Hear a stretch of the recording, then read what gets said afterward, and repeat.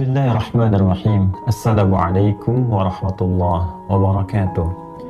Alhamdulillah wassalatu wassalamu ala Rasulillah wa ala alihi wa sahbihi wa man walah wa ba'd. Saudara-saudariku, di awal periode Nabi sallallahu alaihi wasallam mengemban misi kerasulan, terdapat beragam tantangan yang beliau hadapi dari umat di sekitarnya. Tidak sedikit bahkan tuduhan dilancarkan, serangan-serangan verbal, bahkan dalam satu kesempatan ada yang menyebut Nabi sallallahu alaihi wasallam tengah mengalami kegilaan.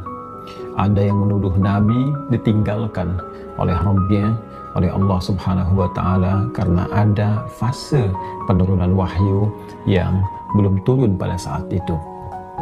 Ada yang menyebut beliau dengan tuduhan hoax, menyebarkan bahwa beliau seorang penyair, beliau terkena penyakit tertentu, dan tuduhan-tuduhan lain yang melahirkan teror-teror verbal atau bahkan juga gangguan fisik baik kepada beliau ataupun sahabat-sahabat Nabi sallallahu alaihi wasallam.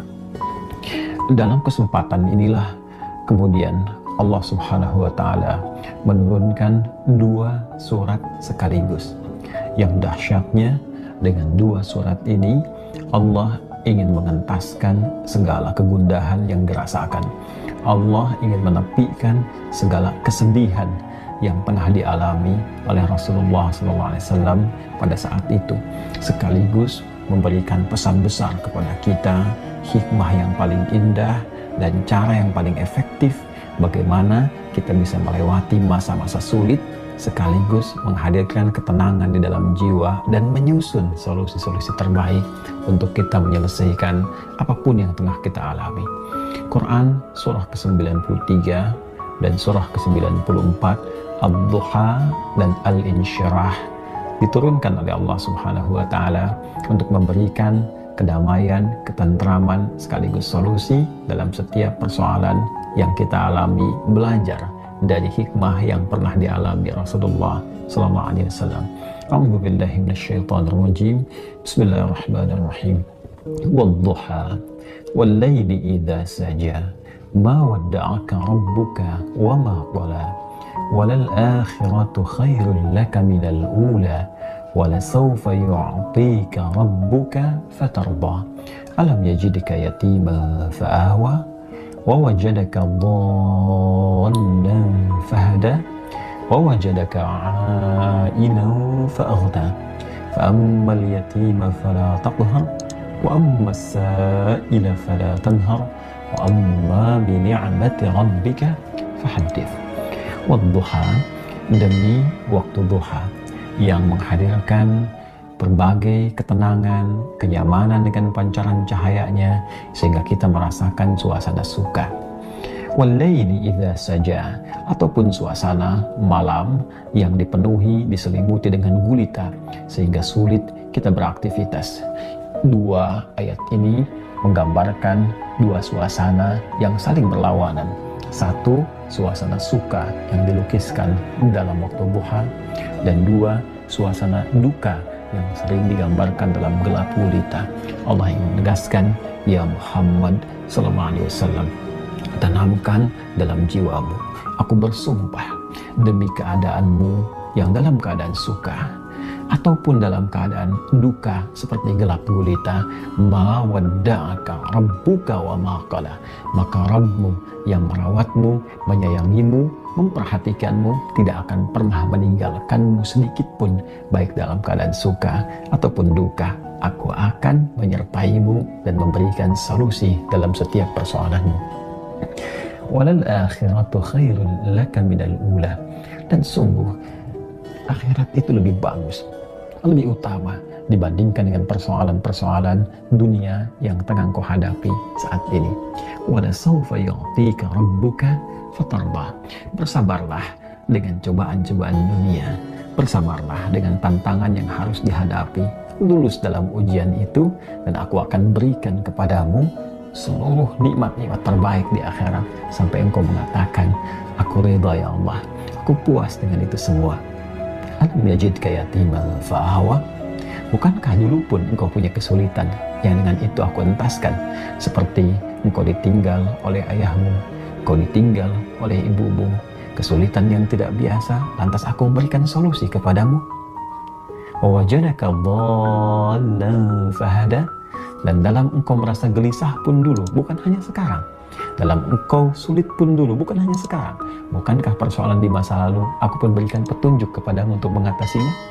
Wawajadaka ailan fa'aghna, dan bukankah kesulitan-kesulitan finansial, kesulitan-kesulitan ekonomi, kesulitan dalam menjalani hajat hidup, itu pun aku selesaikan dengan mengirimkan orang-orang terbaik kepadamu, baik itu keluargamu ataupun juga istrimu saat ini, yaitu Sayyidah Khadijah alaihassalam. Masya Allah, Allah berikan pelajaran yang sangat besar dari runtunan ayat ini saja. Pesan yang penting kita dapatkan kalau sedang punya persoalan, yakinkan pada diri kita bahwa Allah pasti akan memberikan solusi. Kata Allah, hei orang beriman, dalam keadaan suka ataupun duka, aku pasti akan perhatikan. Aku gak akan pernah meninggalkan. Tanamkan pada dirimu, kalau punya kesulitan sekarang, jangan kau banyak keluhkan. Bukankah dulu pun kau punya banyak kesulitan dan aku telah tuntaskan? Maka apakah 1000 kesulitan yang dulu yang telah aku selesaikan, berikan solusi, akan dikalahkan dengan satu persoalan ini saja? Tidakkah engkau mengingat persoalan-persoalan di masa lalu? Yang saat engkau lahir, aku datangkan orang tua untuk merawatmu. Aku berikan rezeki untuk membuat engkau tentram. Maka dari 1000 persoalan yang telah aku selesaikan terdahulu, aku berikan solusi. Apakah tidak engkau ingat untuk memberikan kekuatan pada dirimu? Hei, dulu pun pernah diselesaikan, maka yang ini pun pasti akan dituntaskan. Fa'ammal yatima fala taqhar. Maka dari itu, jika ada orang yang kesepian, saat engkau merasakan penuh kenikmatan, kedamaian, ketentraman, saat orang butuh perlindungan, saat ada yatim butuhkan perhatian, maka berbagilah dengan mereka. Jangan kau berikan sifat-sifat yang kurang baik, karena engkau pun sesungguhnya membutuhkan perhatian dari Allah Subhanahu wa Ta'ala. Wa ammassa ila fala tanhar. Dan bila pun ada yang minta pertolongan, minta solusi, maka berikan yang terbaik untuk dibantu dan jangan pernah menyepelekannya, karena engkau pun sesungguhnya butuh bantuan.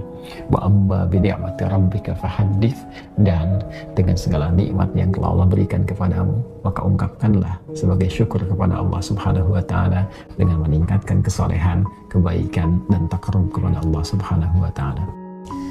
Saudara-saudariku, di dalam kitab Sahih Muslim karya Al-Imam Muslim bin Al-Hajjaj Abil Husain, di topik yang ke-48, yaitu Kitabul Dzikri wad Du'a wat Taubah wal Istighfar, pembahasan tentang zikir, doa, taubat dan istighfar, di nomor hadis 2713. Dinukil doa dari Rasulullah SAW yang diajarkan langsung oleh beliau kepada kita untuk bermohon kepada Allah Subhanahu wa Ta'ala agar dapat dientaskan dari lilitan utang piutang.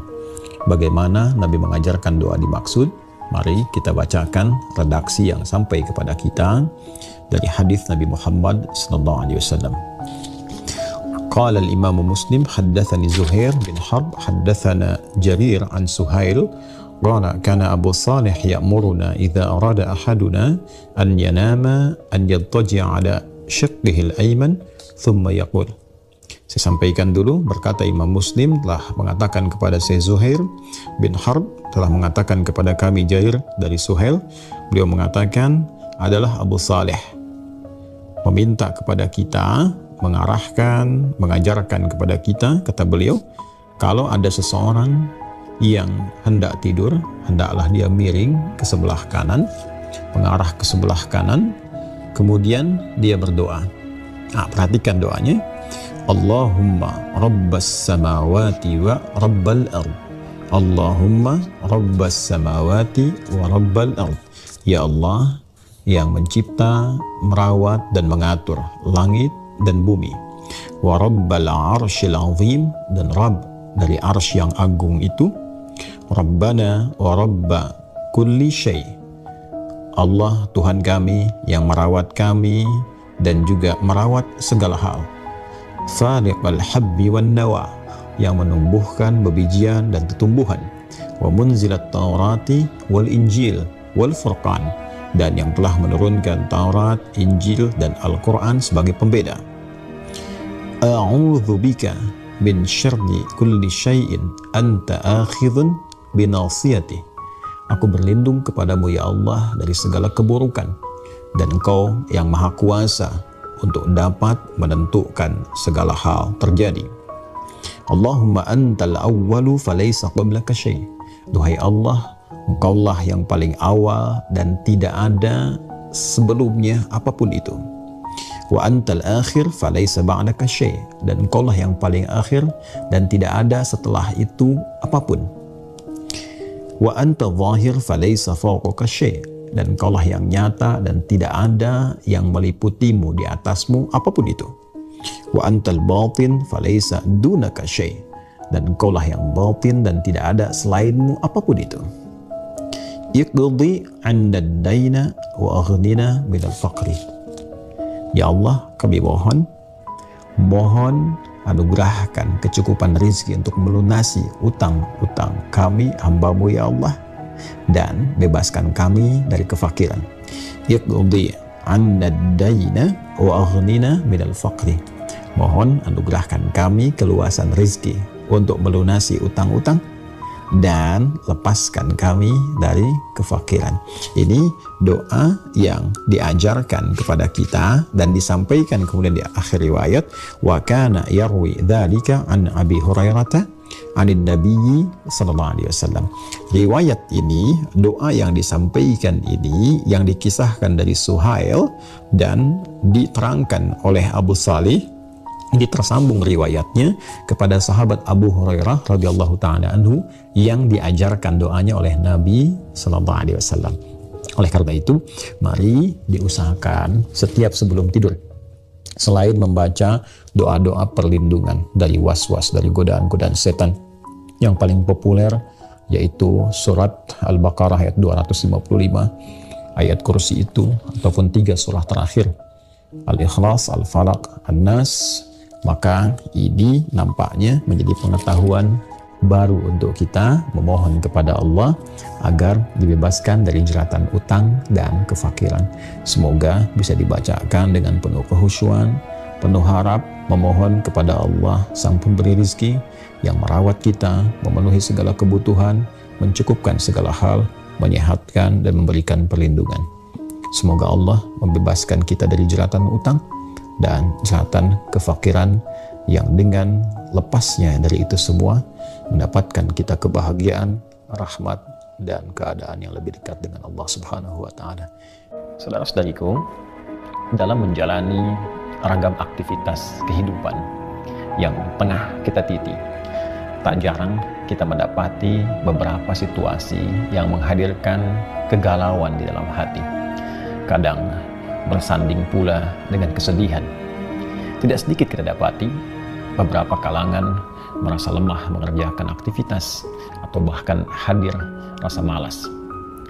Di lain pihak, ada ragam kegiatan yang kita saksikan penuh dengan kesulitan, terkadang ketakutan, dan tidak jarang pula ada yang merasakan tepian-tepian kehidupan yang dililit oleh utang piutang yang sulit diselesaikan, atau bahkan dikuasai oleh orang-orang atau kalangan tertentu yang sulit untuk keluar dari jerat-jerat keburukan.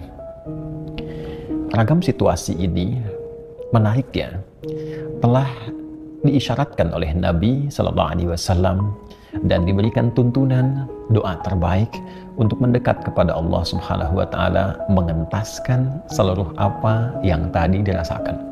Nabi satu kali, dalam riwayat Anas bin Malik, seorang asisten Nabi terdekat yang membantu aktivitas Nabi Sallallahu Alaihi Wasallam, yang mengiringi kegiatan Nabi Sallallahu Alaihi Wasallam, dan iringan kegiatan ini diniatkan betul oleh beliau, bahkan ibundanya, untuk belajar dari segala hal yang didapatkan dari Nabi Sallallahu Alaihi Wasallam, baik itu ibadah ataupun pengetahuan, bahkan akhlak yang dengan itu bisa diwariskan kepada kita untuk kita teladani.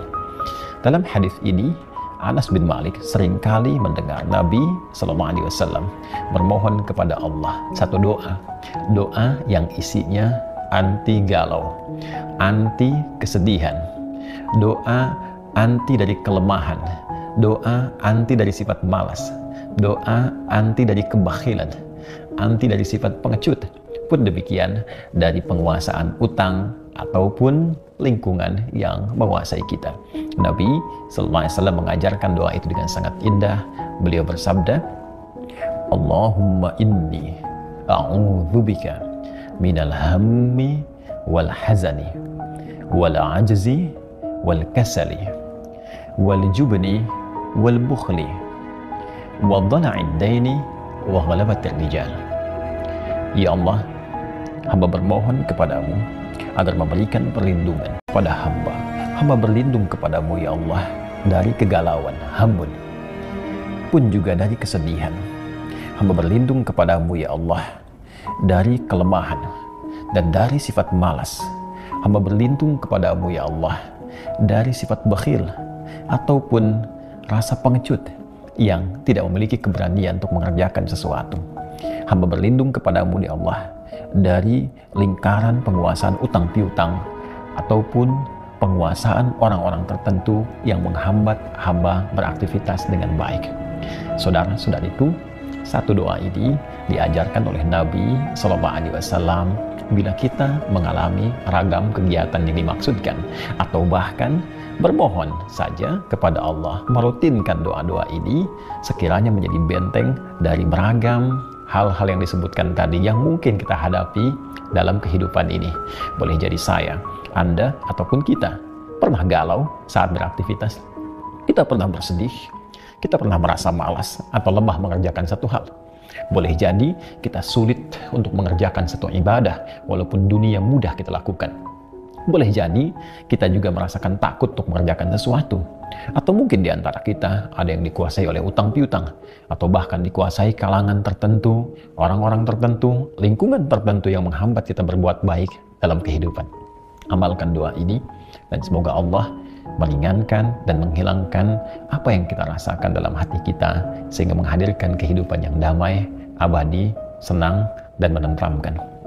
Allahumma inni a'udzubika minal hammi wal hazani minal ajzi wal kasali minal bukhli wal jubni min dhala'id daini wa ghalabatir rijal.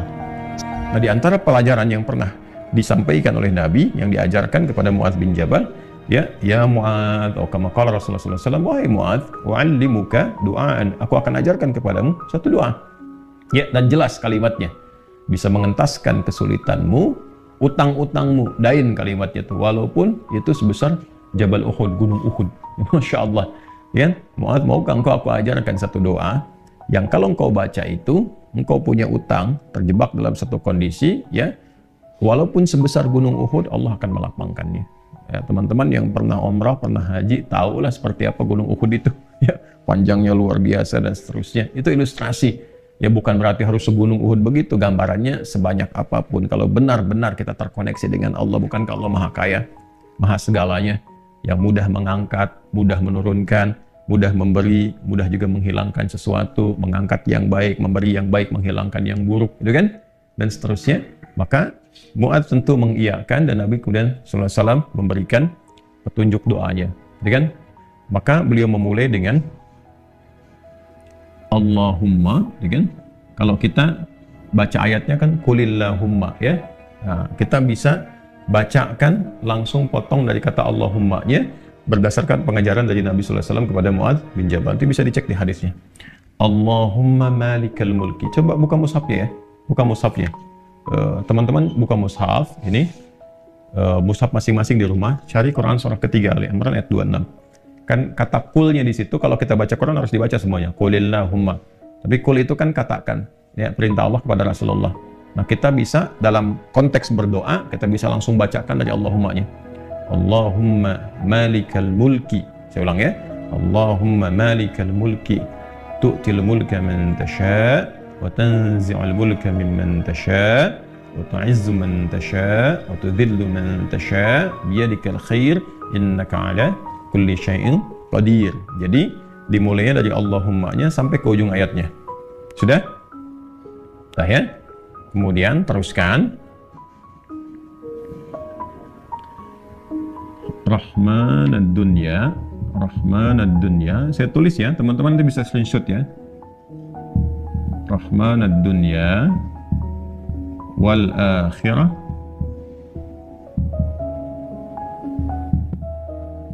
Rahman ad-dunya wal akhirah wa rahimahuma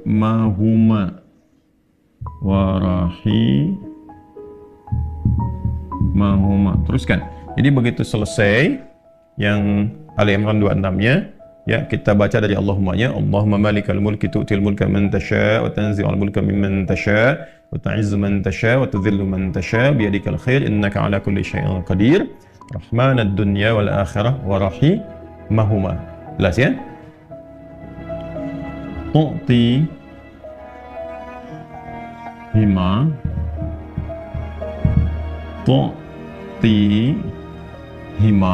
ya kan? Man tasha'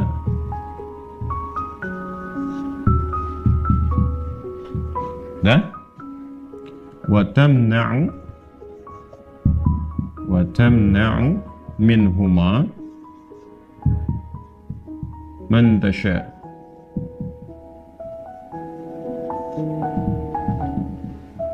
Dah? Sudah? Rahman ad-dunya wal akhirah wa rahimahuma. Asalnya ya Rahman ad-dunya wal akhirah. Karena kita ingin cepat. Biasanya kan orang memohon tuh kalau punya utang pengen cepat dilepaskan kan? Maka caranya biasanya dilepaskan huruf ya-nya dan menunjukkan ini fathah untuk menunjukkan ada ya sebelumnya. Asalnya ya Rahman ad-dunya wal akhirah. Kita percepat supaya kita minta sesuatu dipercepat. Rahman ad-dunya wal akhirah wa rahimahuma. Tu'tihima man tasha' wa tamna'u minhuma. Ya kan? Man tasha'. Allahumma malikal mulki tu'til mulka man tasha'. Ya Allah yang menggenggam segenap kekuasaan, Engkau memberikan kekuasaan pada siapa yang Engkau kehendaki. Wa tanzi'ul mulka mimman tasha', dan juga mencabut, mengambil kekuasaan dari siapa yang Engkau kehendaki. Wa tu'izzu man tasha', Engkau mengagungkan, mengangkat siapa yang Engkau kehendaki. Wa tudhillu man tasha', dan Engkau bahkan merendahkan di antara makhlukmu yang Engkau kehendaki sesuai dengan hukum-hukummu. Biyadikal khair, segala ketetapan kebaikan dan segala kemuliaan ada dalam ketetapanmu. Innaka 'ala kulli syai'in qadir, hanya Engkau yang paling kuasa untuk menetapkan segala hal. Rahman ad-dunya wal akhirah, ya Allah yang maha pengasih, yang sempurna kasihnya dalam urusan dunia dan akhirat. Wa rahimahuma, dan sempurna kasih sayangnya dalam segala urusan dunia dan akhirat. Tu'tihima man tasha', Engkau memberi siapapun baik di langit ataupun di bumi kepada siapa yang Engkau kehendaki. Wa tamna'u minhum man tasha', Engkau pun bisa mencegah apapun terjadi bagi siapapun makhlukmu di langit ataupun di bumi. Jadi kita mengambil dua hal nih. Yang baik Allah kasih, dari yang buruk-buruk dicegah, gitu kan? Kemudian ini yang paling indah. Aghnini bi rahmatika, ya Allah lapangkan aku. Aghni itu dari kata ghina, aghna yughni, aghni asal katanya dari kata ghina, sesuatu yang lapang dari segi harta, kayakan. Kadang diambil majas untuk mengayakkan hati. Di sini maksudnya ke materi. Kayakan aku ya Allah, berikan aku kecukupan yang melapangkan aku, ya kan, dari urusan-urusanku. Maksudnya ini terkait hutang. Bi rahmatika, dengan rahmatmu. Ya ini bahasanya indah sekali, ini balaghahnya tinggi banget ya. Ya kalau kita ambil ke bahasa kita kan begini. Ya Allah, yang paling sayangkan Engkau. Yang paling punya kan Engkau. Yang menguasai dunia dan akhirat kan Engkau. Yang memiliki kebaikan kan Engkau. Yang mencegah dari segala yang sulit pun kan Engkau. Yang punya solusi semuanya Engkau. Maka dengan kepasrahanku kepadamu dan pengakuanku atas semua rahmat dan kekuasaan keagungan yang Engkau miliki, aku memohon dengan rahmatmu, dengan kasihmu. Hanya Engkau yang sayang ya Allah, yang bisa menyelesaikan urusanku. Ya, dan dengan rahmatmu aku mohon yang bisa melapangkan keadaan hartaku untuk melunasi utang-utangku. Kalau aku memohon kepadamu saja dengan segala kasih sayangmu, kepada sifat sayangmu, ya kan? Kalau aku memohon dengan segala sayangmu belum Engkau kabulkan, maka kepada siapa lagi aku mesti mohon? Sedangkan Kau yang paling sayang kepadaku. Kalau yang paling sayang saya tidak memberi, lantas kepada siapa saja? Ya, kepada siapa lagi aku mesti memohon? Maka aku mohon ya Allah, lapangkan keadaan diriku dengan sayangmu itu sehingga aku tidak memohon dan meminta lagi kepada selainmu. Ini ya, aghnini birahmatika an rahmatin man siwak. Ya Allah, semua orang sudah mengatakan nggak bisa, ini nggak mungkin, ini nggak mau, itu tidak. Maka aku mohon kepada yang paling sayang kepada aku. Kalau kepada yang paling sayang saja belum dikabulkan, lantas kepada siapa lagi aku mesti meminta? Mohon lapangkan diriku dan berikan aku kekuatan sehingga dengan rahmat-Mu aku tidak meminta kepada siapapun selainmu. Ini indah banget nih kalau kita turunkan dalam bentuk pemaknaan yang balaghahnya. Ini teman-teman doanya. Ya. Setelah itu akhirnya dengan Al-Fatihah. Fatihah itu pahalanya banyak banget kan? Di antara namanya selain pahala itu juga ada fungsi-fungsi fadilahnya, keutamaannya. Ya, apa di antara fungsi keutamaan fadilah itu disebut juga dengan Al-Kafi, Asy-Syafi yang mencukupkan segala hal. Itu kan? Yang dengan izin Allah bisa menyembuhkan, karena intisari Quran itu ada di Al-Fatihah. Maka diakhiri dengan Al-Fatihah, kemudian setelah itu tutup dengan sholawat. Tutup dengan sholawat. Dan nanti ada hadis lain yang mengajarkan kaitan antara hutang dengan memperbanyak sholawat kepada Nabi Muhammad SAW. Ya. Nah, sholawat ini juga penting teman-teman sekalian, diperbanyak di akhir ya. Jadi setelah baca tadi Quran surat Nuh, Ali Imran, ya istighfar dulu. Jadi kalau kita rumuskan kan ketemu 5 kan? Ya, dari mulai kita istighfar dulu dengan segala ketulusan, dalilnya surat Nuh itu. Kemudian di surah Ali Imran kita bacakan, terus praktek doanya kita temukan. Setelah itu Al-Fatihah, setelah itu kemudian salawat kepada Nabi Sallallahu Alaihi Wasallam. Jadi di hadis lain ada seseorang yang diajarkan oleh Nabi Sallallahu Alaihi Wasallam untuk memanfaatkan, nah ini dia, kapan waktu, di pertengahan malamnya. Ya, untuk memanfaatkan pertengahan malam itu terkait dengan utang piutang juga. Nah, lalu dia berkata, apa yang harus kami lakukan ya Rasulullah? Yang perbanyak gitu kan, ibadah kepada Allah. Lalu diajarkanlah salawat. Aku akan mengambil, kata orang itu, sepertiganya. Kata Nabi, itu baik. Kemudian kalau bisa tambah, aku akan mengambil 2/3-nya. Kata Nabi, kalau itu baik.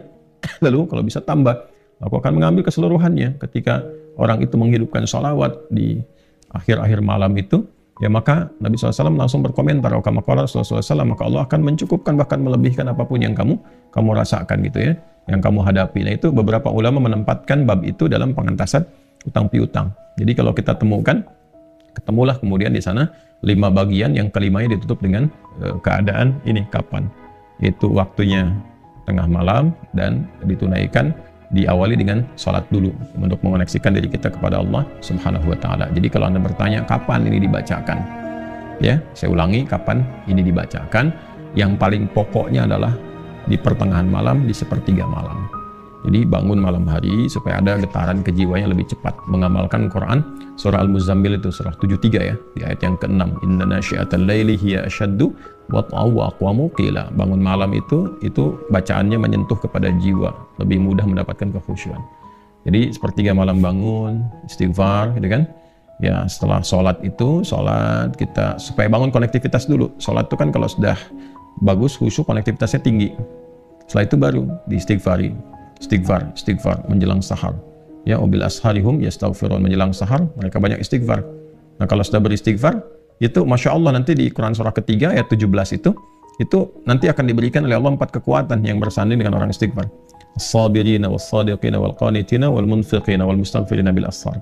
Punya kekuatan untuk sabar, punya kekuatan untuk membenarkan ajaran Quran dan mengamalkannya. Kemudian apa lagi?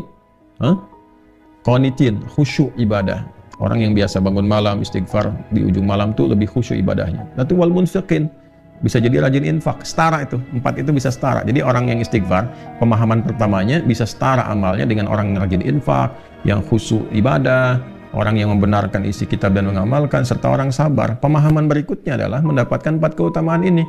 Bisa rajin infak. Bagaimana bisa infak kalau nggak ada yang diinfaki? Ya, makanya itu satu-satunya juga yang menguatkan kembali bahwa ketika bisa istighfar dipraktekkan di ujung malam, wabil asharihum yastaghfirun. Kapan istighfarnya? Setelah tahajud. Dari mana taunya? Quran surah 51 dari ayat ke-15 sampai ke-18.